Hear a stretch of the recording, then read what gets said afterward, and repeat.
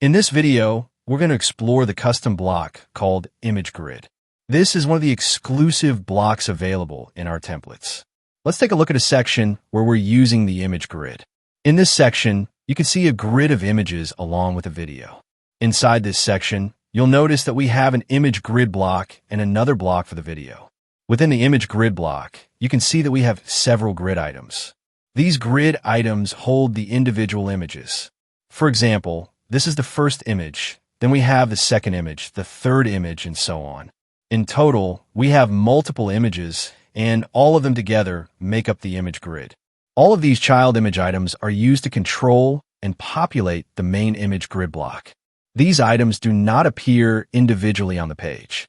Instead, they only appear inside the image grid layout. To edit the grid settings, you need to click on the image grid block itself. Here, you will see the column options.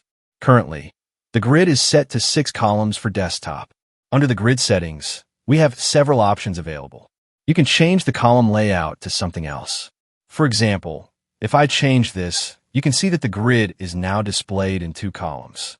You can also adjust the spacing at the top, and there are options available specifically for mobile as well. If I change the spacing, you can see that the spacing updates immediately. You can also adjust the height if you want to make the images taller or shorter. Now this looks perfect. We can also enable the pop-up option. When the pop-up is enabled, clicking on an image will open it in a larger view. In addition to this, we have the other default options that are available for the template. We also have some additional settings related to the section itself. For example, you can change the position of this block. There's also a background option, which is available for all blocks in the template.